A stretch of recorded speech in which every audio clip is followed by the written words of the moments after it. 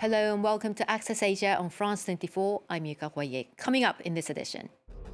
Cities are choking under a blanket of fog as the winter air pollution season hits Asia. This as leaders continue to try and hash out new deals at the COP29 summit. We'll talk to our environmental editor about the challenges facing the region. 500,000 students in South Korea sit for the grueling National University entrance exam, the Suneung, with a record number of them retaking it to try and capitalize on recent reforms. And the theme song for Moo Deng, an adorable baby pygmy hippo in Thailand that has become a viral sensation. Business is booming around the new idol.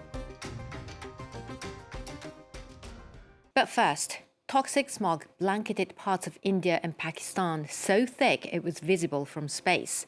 All primary schools in New Delhi have been ordered to shut down until further notice, as the smog is blamed for thousands of premature deaths and a surge in asthma among children.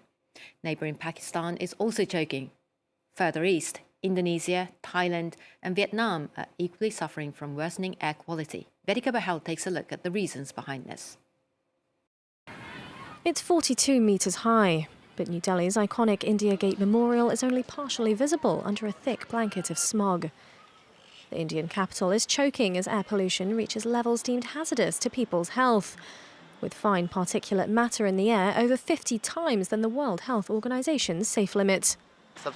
I feel the worst irritation in my eyes, and I just came here from home. They burn, and I'll have to wash them. And I also find it difficult to breathe.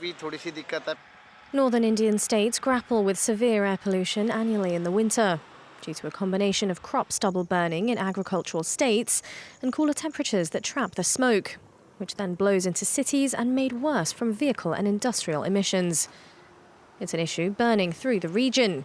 Neighbouring Pakistan is also suffering, with the air quality in Lahore deteriorating so drastically it now ranks as the world's most polluted city in IQAir.com's live rankings. Traffic and smoke pollution are crippling our cities, keeping millions of children from attending school. If left unchecked, this toxic threat will devastate Pakistan's future. Further east on the continent, residents in Jakarta, Indonesia are also feeling the haze. And here in Hanoi, Vietnam, a city with around 1 million cars and 7 million motorbikes, the air quality has reached unhealthy levels. The air's been so polluted the past few days. You see, the sky is very hazy. That's why I have to wear a mask all the time. I'm old and more sensitive to it. This comes as the COP29 climate summit is underway in Azerbaijan to negotiate agreements to limit dangerous climate change. Pollution and weather-related crises continue to worsen, hitting developing nations particularly hard. World leaders are gathering in Baku, Azerbaijan, for the COP29 climate summit to mitigate the impact of global warming and accelerate a shift away from fossil fuels. Valerie Decamp from our Environment Desk is here to discuss more. Hi, Valerie. Hi, Yuka. So this year's summit has been dubbed the Finance COP, with climate finance being at the heart of the discussions. What's at stake here? Well, by the end of the two-week summit, countries will have to agree on a new climate finance deal. So money flowing from rich developed countries to developing nations to help them cut greenhouse gas emissions and also protect themselves against climate breakdown. So a new target, a new deal will have to replace the existing annual $100 billion goal that is set to expire in 2025. And we're now talking about at least $1 trillion annually. So it is a big jump from the 100 goal that developed countries currently have, considering they've only reached that target once in 2022. Economists and developing nations agree that that is the minimum that they actually need in order to face the climate crisis. And really, it is a climate justice question, as we know that developing nations contribute the least to global warming, but are bearing the brunt of the consequences. What are the positions then of Asian nations? Right, so developing nations, including many Asian countries, remain quite united in their demands. It is in their own interest to form a united front, even though they are quite an eclectic bunch, because in Asia you have some of the biggest emitters in the world, India and China, but also some of the poorest, most vulnerable countries in the world to climate change. So the G77 plus China, one of the largest negotiating blocs, including countries like Bangladesh, Indonesia, the Philippines, Vietnam, are demanding at least $1.3 trillion annually. Pakistan has proposed the highest figure so far, $2 trillion at the minimum, but has not specified a specific time frame. The role of China, either as a recipient or provider of climate finance, is also one of the most contentious points of the negotiations. It is still a developing nation. That's exactly it. I mean, under rules set in 1992, it is a developing nation. It is adamant that its status should not change, arguing that they actually provide already a lot of climate finance in the form of loans, perhaps more, at least $24 billion since 2016, according to China's vice premier speaking at COP29 yesterday. So as you've just said, Asia is home to many developing countries and many low-lying nations that are particularly vulnerable to climate change. What's the reality on the ground with the talks going on? And is the world reacting fast enough? Well, according to a recent report by the World Meteorological Organization, Asia was the most disaster-hit region in 2023. More than 9 million people suffering, affected by floods and storms, more than 2,000 casualties. And scientists actually warn that Asia is heating up faster than the global average. And so with increased temperatures, you also have an increased risk of flooding and also drought. Flooding and drought being two sides of the same coin. When you have sustained periods of drought, that can make flooding worse. And that's exactly what you saw in Pakistan in 2022. More recently, we've also seen Beijing suffering the worst flooding in more than 140 years, while at the same time, the southwest of the country was facing a long-term drought.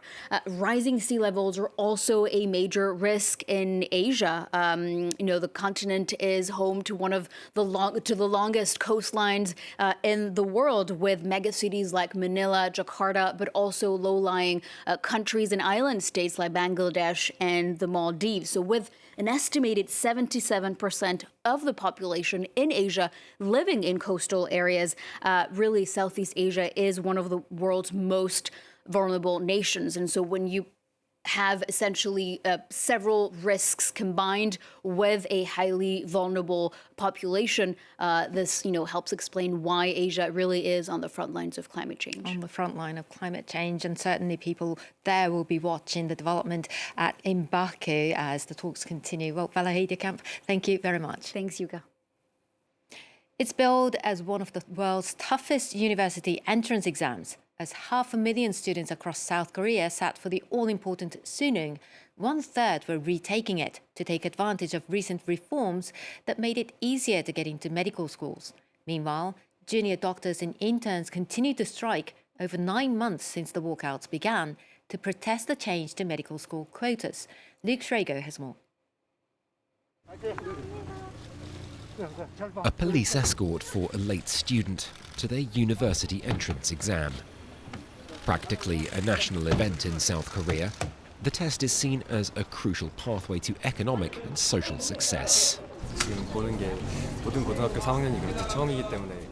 I'm very nervous because it's my first time taking the college scholastic ability test, just like all the other high school seniors.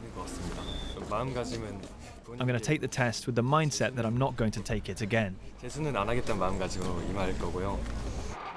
Businesses changed working hours, construction halted, traffic slowed, and even flights were rescheduled to avoid interruptions. 2024 has seen a record number of retakes following government reforms last winter aimed at boosting dwindling numbers of Korean doctors, something that sparked fury across the nation's medical sector and 9 months of strikes. Even if 15,000 doctors weren't enough just 5 years ago, there was no problem in Korea. The Korean health system's current problems are because of bad government policies. Over 500,000 students sat the exam on Thursday, though not all with a police escort. Now, forget pandas, zoo-goers. Moo Deng, an adorable endangered pygmy hippo, has taken Thai animal lovers by storm. Barely 4 months old, she has become an internet meme and even got her own theme song streaming on Spotify, Apple Music and other platforms in multiple languages. And humans have been quick to cash in on her viral success. Siobhan Silk and Olivia Salazar-Winspear have the story. Like any good cultural icon, she has her own theme song. And when asked to weigh in on the recent election in the US, Moo Deng called it, predicting Donald Trump's return to the White House by choosing the meal featuring his name. With her irresistibly rosy cheeks and her cheeky attitude, the tiny pygmy hippo is a viral sensation and a one-hippo selling machine. Her home, Khao Kyu Open Zoo in Thailand, was quick to spot the demand for merchandise, and all kinds of unlikely businesses are getting in on the act, like a global cosmetics retail giant, which saw the perfect opportunity to sell dewy blushes helped by makeup influencers creating Moo Deng-inspired looks. On the other end of the scale, small businesses have jumped on the trend too, like this Bangkok cafe, which makes a Moo Deng cake that's almost too cute to eat. It's quite delicious. The cake is soft and there's strawberry sauce. Tasty. Ever since we started making the Moo Deng cake, we haven't got any sleep because we've been sculpting cakes all night. But it's also made us a lot of money. A Thai artist making limited edition 3D printed collectibles has created his own souvenir of Moo Deng with lucrative results. But he's mindful that viral trends can burn out fast. The frenzy offers a short window of profit for small businesses. And to grab that window, you have to act quickly and harness your creativity. Moo Deng will inevitably grow out of her baby phase, but in the meantime, businesses are taking advantage until the next viral star captures the hearts and wallets of social media. A big dose of cuteness there for you. That's it for this edition of Access Asia. And if you're going to look for that Moo Deng song on your favourite streaming platform, remember you can also listen to this and all our previous episodes as podcasts. Videos are also available on YouTube and our website, france24.com. Until next time, goodbye.